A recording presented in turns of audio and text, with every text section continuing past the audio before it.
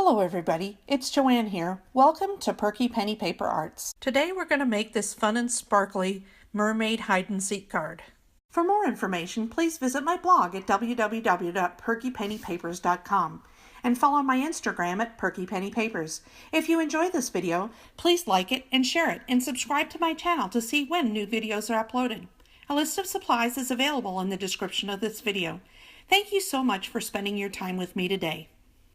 We will need 3 watercolor panels for today's card. I used the Tim Holtz Distress watercolor cardstock and Gansai Tombi watercolors to create them. I'll be showing you one panel, but each panel was created the same way. I wet the entire piece and then randomly drop in color. I was going for an underwater look, so in this case I chose some blues, teals, and greens from my palette. I spread the color lightly over the entire sheet and then blot with a paper towel. I repeat this several times, and when I'm done, I have a beautiful marbleized watercolored panel. This is relaxing fun, and you can use them for so many different projects.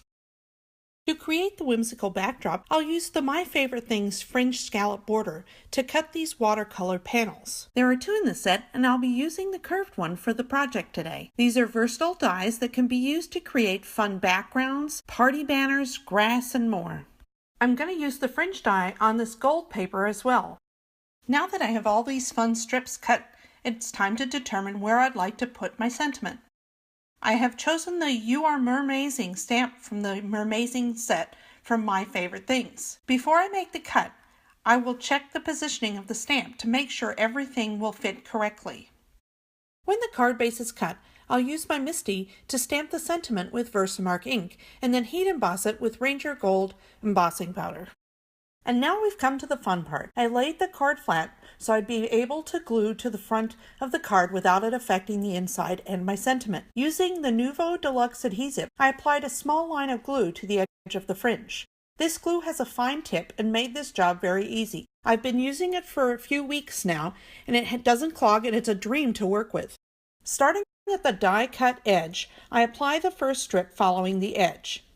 After a while, I learned to not put glue at the ends, as it would make the card stick to my grid board. I staggered the scalloped edges and made sure to vary the pieces between dark and light to give a more interesting look.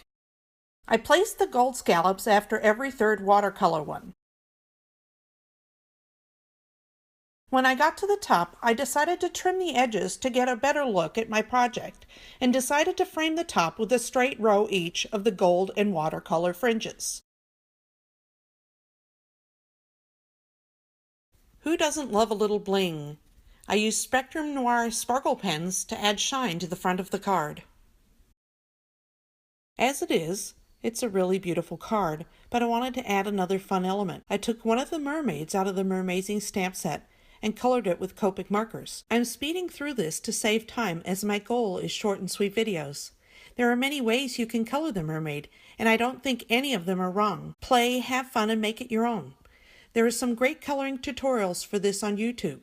Just do a search for Mermazing mermaid coloring. After I was finished coloring her, I thought it would be fun to add some shine with the Spectrum Noir sparkle pen. It was just the right finishing touch. I was initially going to put her on the front of the card, but then I had the idea that it would be fun if her little tail was hanging out and pointing at the sentiment.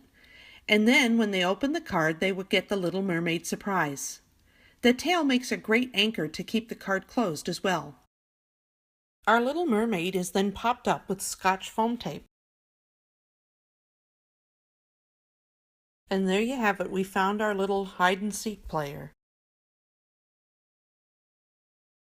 At this point, I thought I was done with my card, but then I had second thoughts. I wanted to add a little fun with my practice mermaid tails. I snipped them off and tucked them around the card. Who doesn't love a little mermaid hide-and-seek? I think it turned out super cute. Thanks so much for visiting today. We'll see you next time here at Perky Penny Paper Arts. Have a great day!